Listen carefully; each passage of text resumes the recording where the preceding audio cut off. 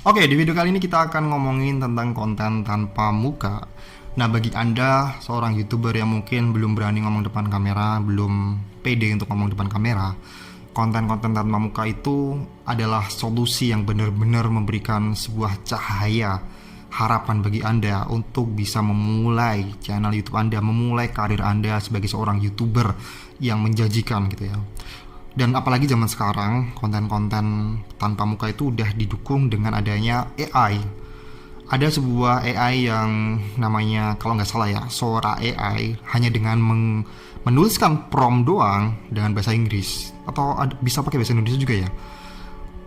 Hanya dengan menuliskan prompt doang, katakanlah prompt kuda berlari di padang rumput yang sangat asri, seperti itu mungkin ya, dengan hitungan detik akan muncul sebuah video yang menunjukkan sebuah kuda. Intinya zaman sekarang tuh udah gampang banget lah untuk bikin konten-konten tanpa muka, karena resource-nya juga banyak dan Anda juga bisa kayak beli stok foto, stok video dari berbagai banyak penyedia jasa layanan stok video.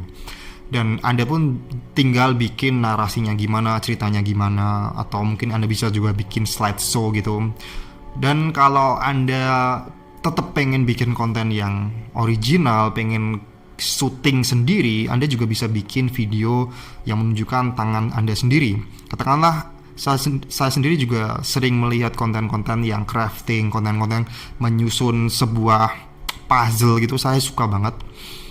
Dan itu pun nggak menunjukkan wajah dari kreatornya, nggak menunjukkan wajah dari kreator, bahkan nggak menampilkan, nggak ada suara dari kreatornya, murni cuman kayak orang nyusun puzzle, orang nyusun crafting gitu. Dan viewsnya cukup gede, viewsnya banyak banget. Nah, bagi Anda yang saya katakan tadi mungkin belum pede, Anda bisa bikin konten-konten seperti itu. Dan kalau Anda bisa target orang-orang luar negeri, orang-orang yang di luar Indonesia, penghasilan AdSense Anda itu bisa jauh lebih besar dibandingkan Anda bikin konten dengan muka, dengan wajah seperti ini, ngomong dengan bahasa Indonesia. Karena CPM, RPM Indonesia itu kecil banget dibandingkan dengan konten-konten menargetkan orang US atau orang UK, itu gede banget ya. Dan Anda bisa mengakali dengan judul videonya. Nah, sekarang kalau ditanya kalau saya memulai channel YouTube, apakah saya itu berminat untuk bikin konten tanpa muka? Saya sendiri secara personal ya, saya tidak berminat tuh bikin konten tanpa muka ya. Karena saya dulu juga pernah bikin konten tanpa muka juga. Bukan berarti saya tuh jadi anti atau gimana ya, cuman saya pernah mengalami, saya pernah melakukan hal tersebut, dan saya ternyata lebih nyaman untuk berbicara depan kamera kayak gini. Ada banyak faktor ya, soal penghasilan, soal AdSense mungkin kalah dengan konten-konten yang tanpa muka. Tapi saya juga bilang kalau misalnya tadi saya bilang konten tanpa muka menjanjikan, itu juga hanya maksudnya 1 banding berapa lah yang benar-benar sukses gitu ya. Sekali sukses bisa sukses banget, kayak benar-benar menjadi sebuah channel media yang gede banget gitu ya. Tapi tetap yang ada misalnya ngomongin tentang YouTube tuh banyak faktor yang menentukan ya, bukan karena soal tanpa muka atau pakai muka doang gitu ya. Nah, kenapa saya lebih memilih untuk ngomong depan kamera kayak gini ya? Saya punya pengalaman tentang bagaimana saya itu membeli sebuah produk digital dari mentor saya, membeli sebuah e-course gitu lah, kursus digital itu tentang waktu itu saya membeli kursus tentang email marketing gitu ya. Nah, saya tuh cukup mengikuti beliau, mentor saya, di artikel-artikel yang saya baca. Saya mengikuti itu hampir sekitar 2-3 bulan gitu sebelum saya memutuskan untuk membeli programnya, membeli produk digitalnya yang waktu itu harganya itu bisa dibilang nggak murah juga ya, ada sekitar 1 jutaan gitu. Bagi saya cukup mahal lah. Terus ketika saya ingin memutuskan membeli program tersebut, saya pun juga mikir-mikir kayak ini. Meskipun saya tuh udah cukup mengenal beliau dari tulisan-tulisannya, dari apa yang dia kirim di emailnya hampir setiap hari. Ya emang setiap hari kayaknya. Tapi waktu itu saya juga belum yakin 100%. Saya pun pengen lebih mengenal beliau. Saya pun iseng ngetik nama beliau di YouTube. Saya iseng mengetik nama beliau, ternyata beliau muncul, wajah beliau muncul, dan memang itu beliau gitu ya.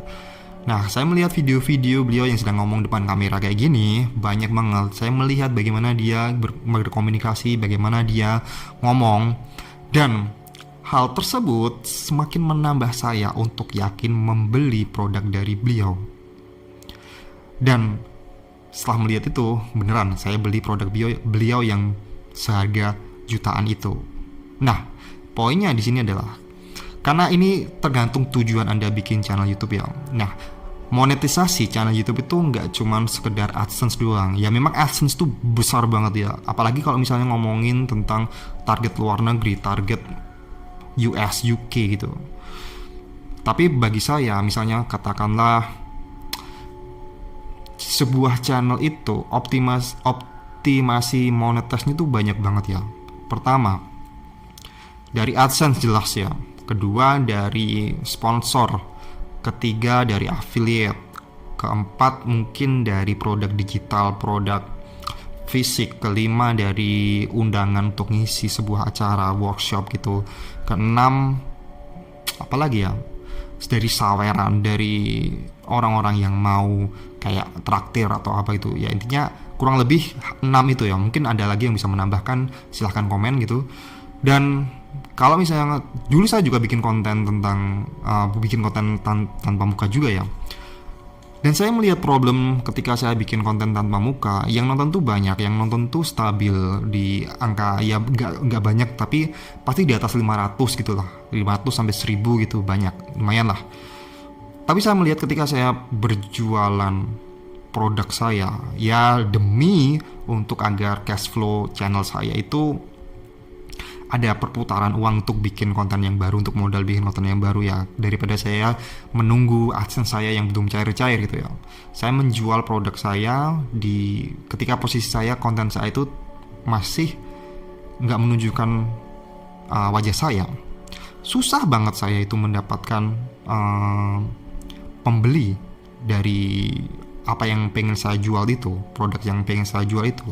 Nah, ketika saya memutuskan untuk berani tampil depan kamera, penjualan itu terjadi hampir setiap hari, ya mungkin 2 hari sekali, 3 hari sekali, tapi nggak lebih dari 4 hari sekali gitu.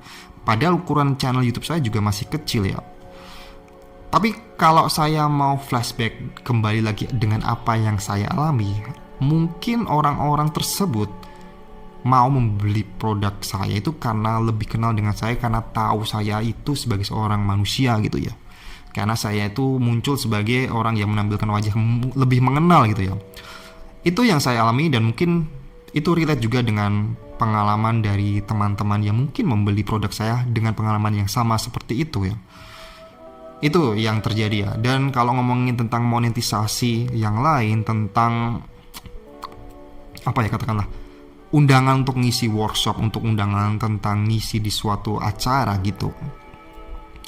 Kalau saya tidak membiasakan ngomong depan kamera atau berbicara kayak gini, menurut saya kalau saya tetap bikin konten tanpa muka, kalau ada undangan seperti itu, ada tawaran seperti itu, saya mungkin akan menolaknya. Dan menolak hal tersebut justru akan apa ya, kayak menolak rezeki lah, hanya karena saya tidak terbiasa tuh ngomong. Saya tidak terbiasa untuk ngomong depan kamera, terbiasa untuk ngomong di depan publik gitu ya, public speaking lah intinya gitu. Nah, makanya kenapa saya memutuskan untuk ngomong depan kamera kayak gini ya, karena banyak faktor. Selain saya ingin berlatih, saya juga ingin memaksimalkan potensi channel YouTube saya, dari AdSense, dari produk digital, dari produk fisik juga mungkin saya belum, affiliate saya sudah, terus undangan, brand, terus apalagi apalagi sih tadi lupa. Pokoknya intinya ingin memaksimalkan hal tersebut.